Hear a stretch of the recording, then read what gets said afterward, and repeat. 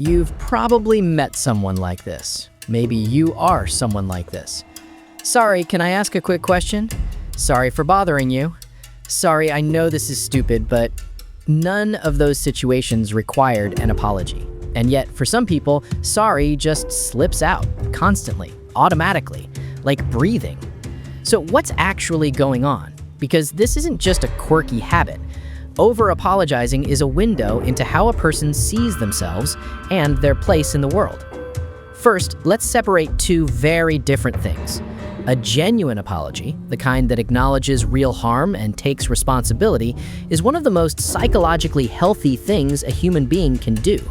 It repairs relationships, it builds trust. But chronic over-apologizing? That's something else entirely. Psychologists describe it as apologetic behavior that isn't tied to any actual wrongdoing. Saying sorry not because you've hurt someone, but because you're uncomfortable with the possibility that you might have. When someone constantly apologizes, they're not really expressing remorse. They're expressing anxiety.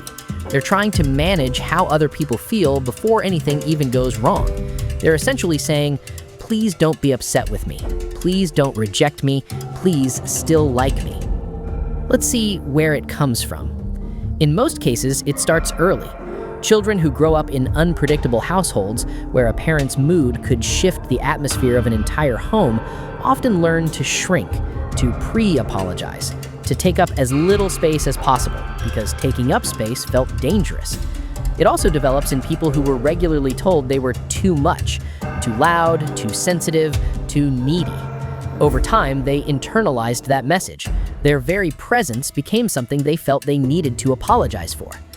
Psychologists also connect chronic over-apologizing to low self-worth, people-pleasing, fear of conflict, and in some cases, anxiety disorders or PTSD, where reading other people's emotions becomes a survival strategy rather than a social skill.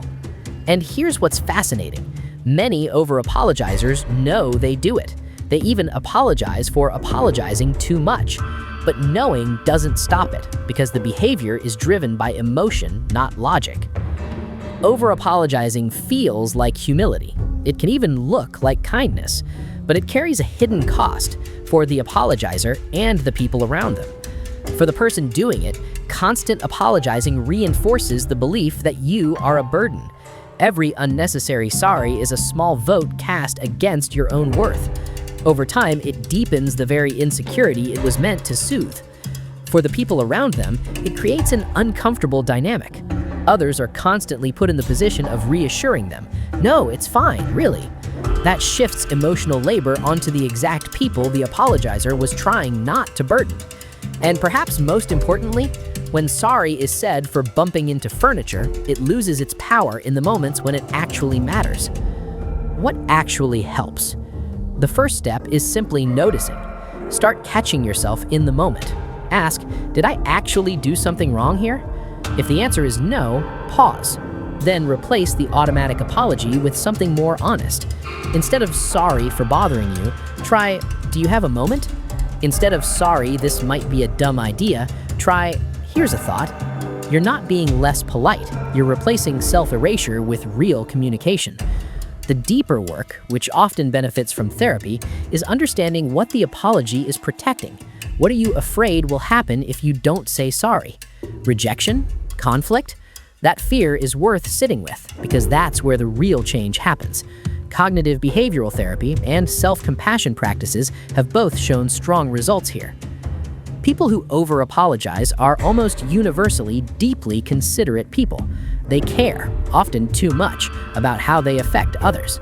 That quality is genuinely beautiful. It's just pointed in the wrong direction. The goal isn't to stop caring, it's to redirect some of that care inward, to recognize that your thoughts, your needs, your presence, none of it requires a disclaimer. You were allowed to be here all along.